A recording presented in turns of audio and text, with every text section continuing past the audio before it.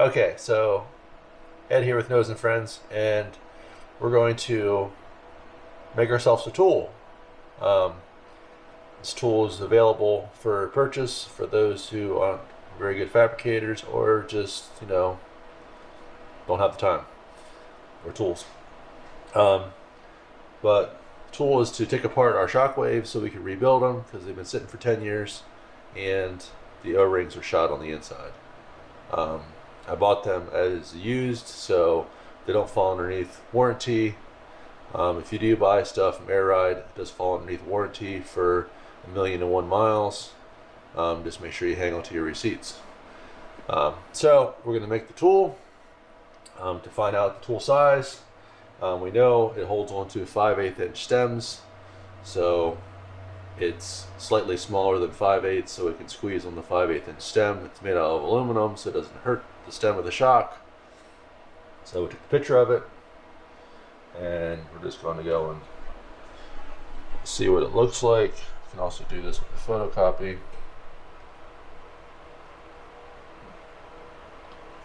So we'll assume that is just under 5/8. Work our way across. So we got 1, 2, 3, 4, 5. 5. Slightly smaller than 5/8. And we can take this.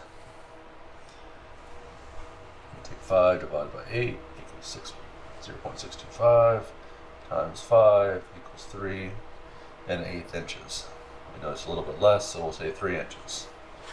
So we know that piece right here is 3 inches long. Okay. And then we can just zoom in on that piece. So that's 3 inches. Over here it's another 3 inches. Over here, probably another 3 inches. This photo's at an angle. So you can assume that that is 3 inches here and 9 inches here. Length here doesn't really matter as much as the length here. And these bolts are probably 3/8 inch bolts, judging from other photographs. But as long as it holds the stem of the shock still, it should be fine. So we'll lay it out here. Set for 9 inches. That, put a mark there. And then we get another 3 inches from there, put a mark there. So we'll get these two pieces cut out, and then you can work on machining the 2 holes in it, and then putting the half moon in on each side to hold the shock. Alright, we got those pieces cut now, so we laid it out. So 3/4 of an inch, 1.5 inches, and 2 1/4. So center one, middle one is where the half moons will go, where the 5/8 inch clamp will be for the shock, and then these here, we laid them out on both sides. These will get drilled down through, so it can be a clamp, bolts. And then we'll put some washers on there too to look nice. And then we'll probably round the corners off too and make it look kind of pretty. So we'll get that machine and we'll be back. All right, we got back from the doing some machine work here.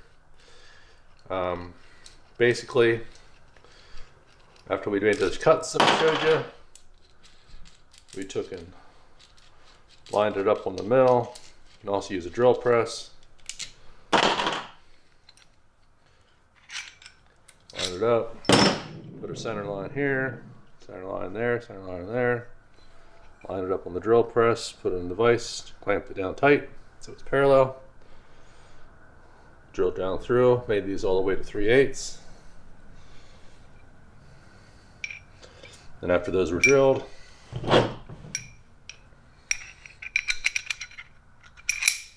marked it. They match up.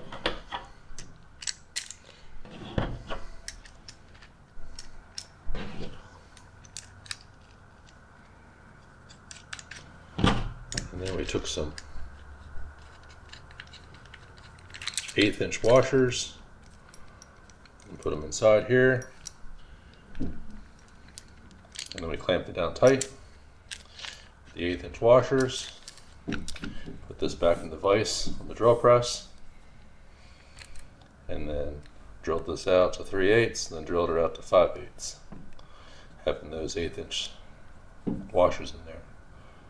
And then we took it all apart, rounded the corners off, did a little belt sander on it, cleaned it up a little bit, got little vice marks on here, but it's alright. So this will allow it to get tighter on the shock, and then you can put some torque on those bolts, and it'll hold the shock still.